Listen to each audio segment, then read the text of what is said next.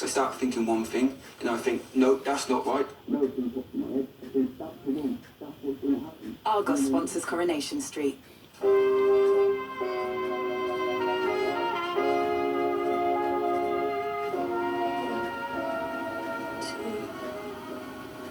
3, 4, 5, 6. What are you doing? Oh, nothing. You were. You're counting. I was just waiting to see how long it took for the kettle to boil.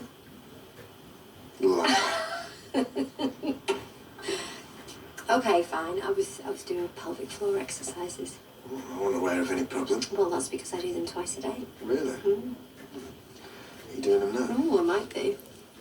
What are the weird habits have you got? Actually, don't tell them because I might change my mind about us living together. Oh, talking about that. What? Adam's determined that he wants to sell the flat to the highest bidder, which could be me, of course. Of course he is. Personally, I'd tell him to go and stick his flat. Well, it's not just a flat, though, is it? It's my home. We'll make a new home. A better home. One with a garden for Harry, stairs, actual rooms with doors that you can slam when you're mad at me. We'll go out. It's a really big commitment. We've only just started living together. Well, we're having conversations about your pelvic floor. We're crushing it. I didn't think lawyers were ever lost for words. When Harvey said you're at the hospital, I just... What, you thought I worked here? I know he's got influence, but I'm pretty sure he doesn't have doctors on the payroll. I wasn't sure. Well, now you know. I'm dying. The chemo's just prolonging the agony. You do know what Harvey's expecting of you. I've got cancer. I'm not an idiot. You'll get your confession. We're ready for you. Let the fun begin.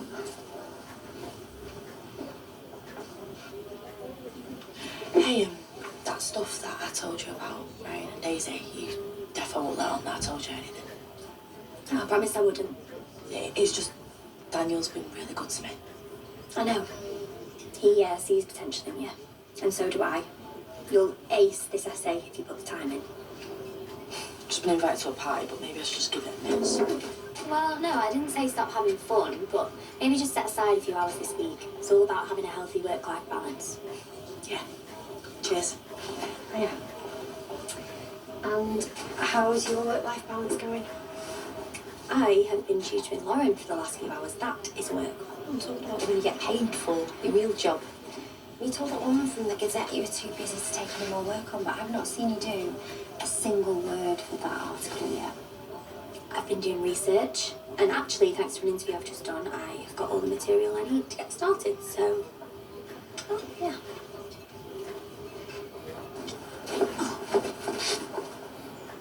Yeah, let me help you with that. Oh, thank you.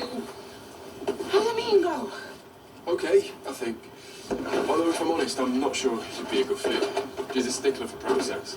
But I'm not. Whatever you try and imply, Mr. Deering. Anyway, she's meeting with another solicitors this afternoon, so there's every chance she won't be back in touch. Oh, that's a shame. No, I definitely left my keys upstairs again. Want me to help you look? Thank you. You've done more than enough for one day. I really don't mind. I know you don't. That's why I love you. I mean, obviously I don't love you. I mean that, you know. The figure of speech. I get it. I'll see you later.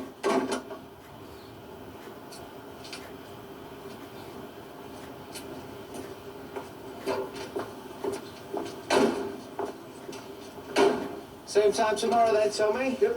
I'll get kettle on and get you some bourbon biscuits and stuff. Well, my ever-expanding waistline likes the sound of that. I love abs like yours. Not that I've been looking at all.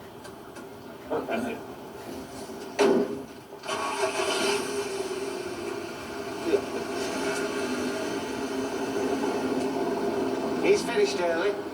He's getting away from you. It's going to take him ages to finish this job, you know. Keeps breaking off for a natter between coats. It's like we've been mates for years.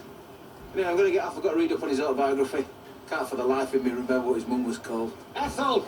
Dad's called Charlie. Divorced in 1993. Hey, how are you? You look like you need cheering up. Do you fancy hanging out? Where are you going out tonight? Yeah, I was. But I'd much rather hang out with you and hear all about Tommy Orkinson's early years.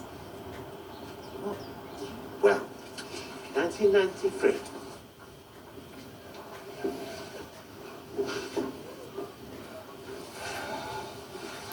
You can go somewhere else if you feel more comfortable. No. I need to get back. I don't have much time.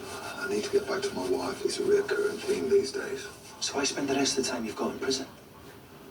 I feel so. You're not trying to talk me out of this. I just don't understand why you're going to confess to a murder you didn't commit when you can spend time with your wife. She never deserved to be with someone like me. If she felt that way, she would have left you minded. Marrying my wife was the one good thing I ever did.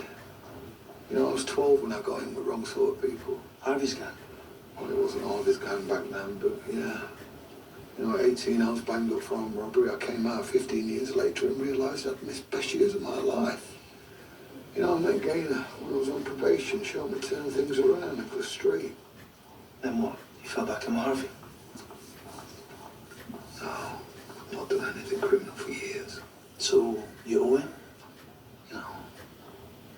I've never had a job that wasn't minimum wage. No one wants to hire an ex-con. I've got no pension, no savings, no house. I've got nothing to leave Gaynor and kids when I'm gone. What's he offered you? If I do, he'll make sure they're looked after financially. You trust him to do that? Yeah, I do. He's not a man who go back on his word. I'm not sure. I'm not sure it could be part of this. And there's no man you say no to either. You'd be wise to remember that if there's anyone in your life that you love. I need some time to think. Fine. But don't take too long, eh? The clock's ticking, remember?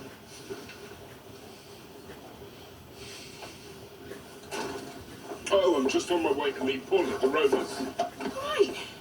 Okay, well, I'll call you in a bit. So I don't meet Adam and Ollie there. Just... Are you not seeing Joel tonight? Yeah, seriously, don't. Why, what's happened? What happened?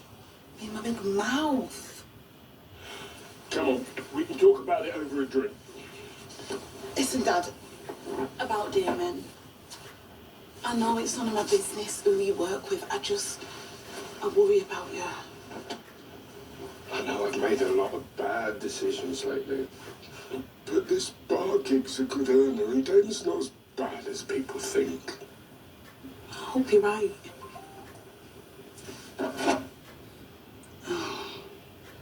Oh no, it's Joel. He wants to meet, says we should talk.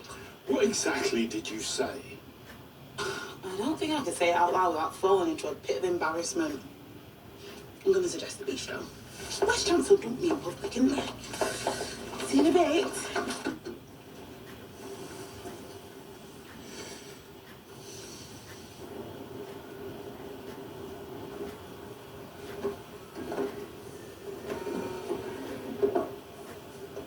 What? Why didn't you tell me he had terminal cancer? The police aren't going to take him seriously when they find that out. See, I think the confession of a dying man is exactly the kind of confession we'll take seriously. I think he wants to settle the score before he meets his maker. And how am I supposed to link the gun that killed Natasha to a man who hasn't put a foot wrong in 10 years? He did 15 for armed robbery. It's not a huge leap to believe he's dipped his toe back in the water. He only has a year or two left. He should be with his family. This doesn't feel right. I don't care how you feel about it. Listen, you didn't come up with a plan, so this is it. And John's agreed, right? Because he knows what's good for his family. Because you scare him. Because he's desperate. He needs my help keeping him safe. And you know what? Last time I checked, so did you.